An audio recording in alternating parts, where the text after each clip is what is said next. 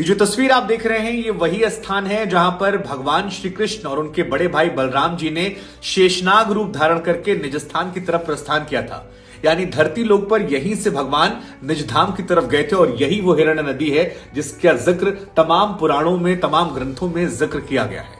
ये चरण पादुका भगवान श्री कृष्ण की है और आप दर्शन कर रहे हैं जिस स्थान की, ये सोमनाथ से 5 किलोमीटर की दूरी पर है। तो जहां भी आप हैं बोलिए जय श्री कृष्णा। वो तारीख 18 फरवरी थी, वक्त 2:27:30 था और अंग्रेजी कैलेंडर के हिसाब से साल 3102 बिफोर क्राइस्ट था जब भगवान श्री कृष्ण ने इस लोक से उस लोक में प्रस्थान किया था, अपने शरीर को त्याग किया था। आप सोच रहे होंगे कि जानकारियां कहां से निकल कर आ रही है, तो हम आपको बता दें इसका जिक्र श्रीमद् भागवत स्कंद में भी दिया गया है। लेकिन आज हम आपको उस स्थान पर ले चलेंगे जहां पर भगवान श्री कृष्ण के आखिरी लम्हे गुजरे थे, जहां पर उन्हें वो तीर लगा था जिसके बाद हिरण्य नदी में जाकर उन्होंने श्लोक से उस लोक प्रस्थान कर दिया था। और आज उस नदी, उस स्थान के आपको साक्षात दर्शन करवाएंगे। गुजरात के सौराष्ट्र में भालका तीर्थ जो है वो द्वापर युग में सबसे बड़े ज्ञानी, गीता का ज्ञान देने वाले और जीवन का सत्य समझाने वाले श्री कृष्ण भगवान के आखिरी लम्हों का गवाह बना। अगर आपको यहां जाना है तो हम आपको बता दें कि प्रथम ज्योतिर्लिंग सोमनाथ मंदिर से 5 किलोमीटर की दूरी पर है, यानी चंद मिनटों की दूरी पर आप यहां से इस जगह पर जा सकते हैं। और ये भालका तीर्थ जो है आज इसके साक्षात दर्शन हम आपको करवाएंगे। तो देखिए, जब हम यहां पहुंचे तो सबसे पहले हमें यह खूबसूरत सा मंदिर और उसका गेट नजर आया जहां पर बड़ी संख्या में श्रद्धालु जो हैं वो अंदर प्रवेश करते जा रहे थे। जैसे ही हम अंदर घुसे हमें यहां पर एक बोर्ड नजर आया जहां पर इस भालका तीर्थ के बारे में सारी जानकारियां विस्तृत तौर पर लिखी हुई थी। हम आपको बताते हैं क्या लिखा है। स्कंद पुराण के अनुसार भालका तीर्थ मंदिर में जो जानकारी है उसके अनुसार ये प्राचीन पावन तीर्थ जो है ये वेरावल से प्रभास जाने के मार्ग पर स्थित है। आपको बता दें वेरावल यहां पर रेलवे स्टेशन है जहां से सोमनाथ जाने का रास्ता है। कथानक अनुसार मदपान से चुर यादवों का परस्पर कलह में संघार हुआ।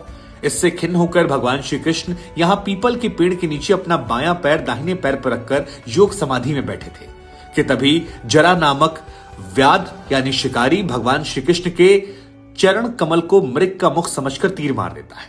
ये तीर भगवान के बाहिने पैर में लगता है, आखिरी क्षणों का गवाह है। और भल यानी बाण जो है वो भगवान के पैर में लगा था, इसीलिए इस स्थान को भल्ल का तीर्थ कहा जाता है और ये इसके नाम की कहानी है।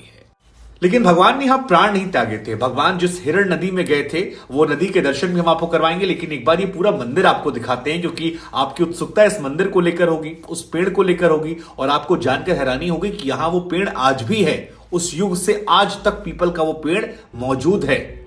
आइए अंदर चलते हैं, दर्शन करते हैं उस पेड़ के, भगवान के। जब हमने अंदर प्रवेश किया तो हमने देखा कि एक बड़ा खूबसूरत सा मंदिर जो है वो यहां पर मौजूद है और बड़ी खूबसूरती से इस मंदिर को बनाया गया है। हमने चारों तरफ नजर दौड़ाई, हरियाली थी, शांत वातावरण था, लोग श्रद्धा से आ रहे थे।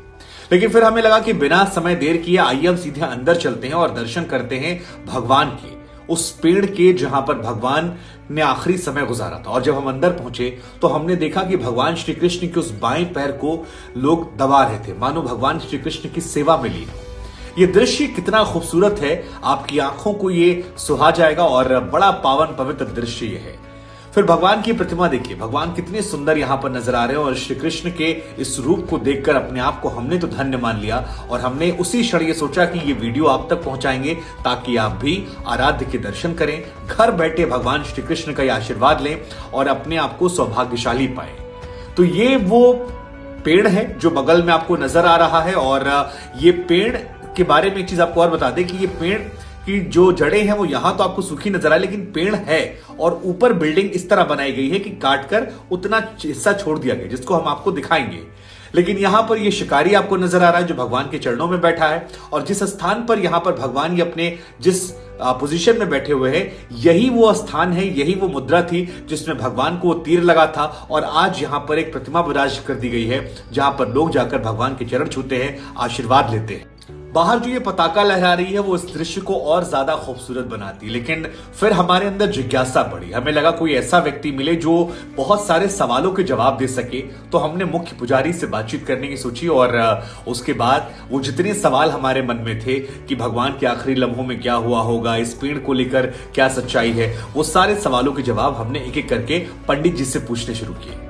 5120-22 साल यानी कि श्री कृष्ण जी के दौर का ही पेड़ है इसी टाइम ऐसा बताते हैं। ये तो बड़ी अद्भुत चीज है। बहुत अद्भुत। अच्छा, ये पेड़ कहाँ कहाँ तक दिखाई पड़ रहा है ऊपर, अगर आप बताएंगे तो? बाहर जाके देखोगे तो पूरा यानी ये जो पेड़ ये दिखाई पड़ रहा है इसके ऊपर से लेके इस पूरे मंदिर के ऊपर बना हुआ है। अच्छा, यहाँ का इतिहास क्या है, अगर आप बताएंगे अगर तो? ये भगवान बैठे थे हाँ। ये जो पेड़ के नीचे, तो बिल ने उसको हिरण समझकर तीर लगाया है। फिर यहाँ पे भगवान को तीर लगा, हिरण समझकर तीर मारा था। तो बिल ने देखा तो भगवान थे, माफी मांगी। तो भगवान ने बताया कि पूर्व जन्म में बाली सुग्रीव का युद्ध था, बाली को भगवान राम ने मारा था।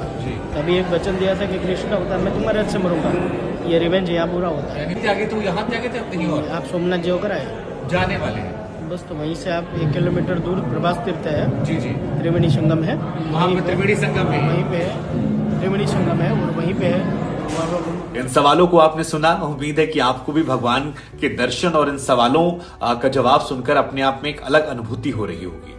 लेकिन इस जगह पर हमने देखा बहुत सी संख्या में बच्चे आते हैं और ये पताका है, उसके बगल जो ये पेड़ है, इसे दर्शन करके अपने आप को हम कोटि कोटि नमन कर रहे थे। लेकिन अब दिल में जिज्ञासा ये थी कि ये जगह तो देख ली, लेकिन भगवान ने यहां से दूर जाकर जिस हिरण नदी में इस लोक से उस लोक जाने का रास्ता लिया था, वो नदी कैसी है, वो इलाका कैसा है। तो अब आइए ले चलते हैं आपको हिरण नदी के सफर पर और दर्शन करवाते हैं उस स्थान के जहां पर भगवान ने जो चरण है वो नजर आते हैं और वहीं से भगवान ने प्रस्थान कर लिया था। तो चलते हैं।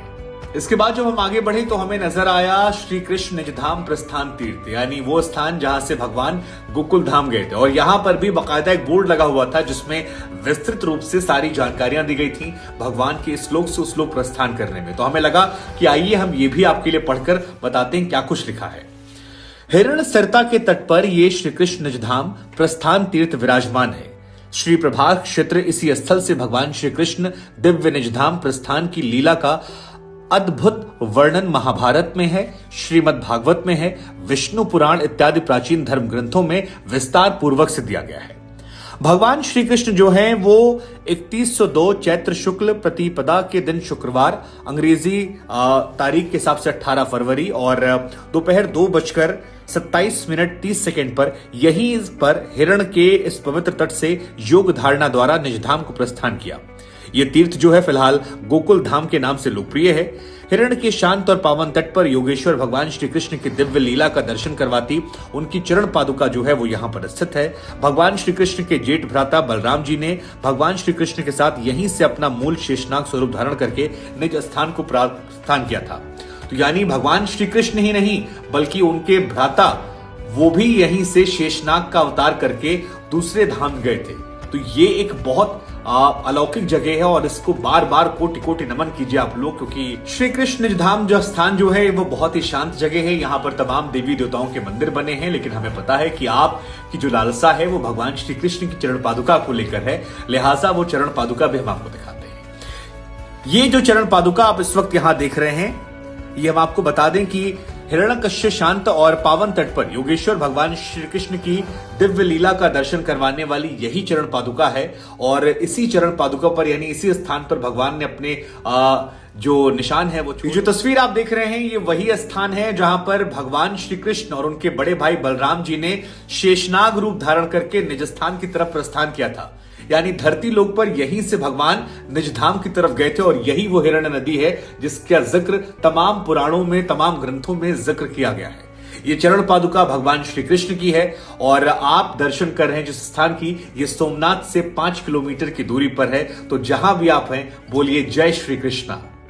अब आपको ले चलते हैं उस स्थान पर जहां पर भगवान श्री कृष्ण पर तीर मारा गया था। उस शिकारी ने जहां पर तीर मारा था वो समुद्र तट का ये इलाका, और यहां पर जो ये शिवलिंग ये मंदिर देख रहे हैं आप, इसी स्थान से उस शिकारी ने भगवान को हिरण समझकर तीर मारा था और बाद में जाकर भगवान के चरणों में गिर गया। लेकिन भगवान ने कहा कि ये मेरी इच्छा अनुसार है, ये परेशान मत हो तुम, ये मेरी ही इच्छा थी। तो देखिए यही वो शिवलिंग है जिसका जिक्र हम वहां कर रहे थे, और इसी शिवलिंग के बारे में कहा जा रहा है कि यहीं से वो स्थान है जहां से भगवान श्री कृष्ण पर बाण चलाया गया था। यहाँ हालांकि कई सारे मंदिर भी हैं, एक मंदिर यहाँ पर है, एक शिवलिंग यहाँ पर है, ये पताका यहाँ पर लगा हुआ है, देखिए भगवा जो है लहरा रहा है, और कई और शिवलिंग भी यहाँ पर नजर आते हैं। इधर समंदर की लहरें देखिए। हालांकि इस स्थान पर आप जाएं कैसे, तो आपने दर्शन तो कर लिए। आशा करता हूं कि इस वीडियो को भी आप शेयर करेंगे ताकि और लोगों तक ये बात पहुंचे। अगर आप यहां जाना चाहते हैं तो आपको बता दें कि जाने के 2-3 जरिए हैं। एक, आप राजकोट तक की फ्लाइट ले सकते हैं, वहां से सोमनाथ, और सोमनाथ से कुछ किलोमीटर की दूरी पर अपने साधन या किसी वहां लोकल साधन जा सकते हैं। दूसरा, आप अहमदाबाद जा सकते हैं। अहमदाबाद के बाद ट्रेन पकड़िए रात को, और वहां से आप जाएंगे सोमनाथ के पास जो रेलवे स्टेशन है वहां उतरिए और वहां से दर्शन कर सकते हैं। लेकिन जब जाइएगा तो इन स्थानों को याद कीजिएगा, भगवान को नमन कीजिएगा। हमारी तरफ से एक बार फिर भगवान श्री कृष्ण का नमन कीजिएगा, और बोलिए जय हो बाके बिहारी, जय श्री कृष्ण भगवान। और आशा है कि इस वीडियो को देखकर आपके चेहरे पर मुस्कुराहट आई होगी और आपको भी अच्छा अनुभव हुआ होगा। जय श्री कृष्णा, राधे राधे।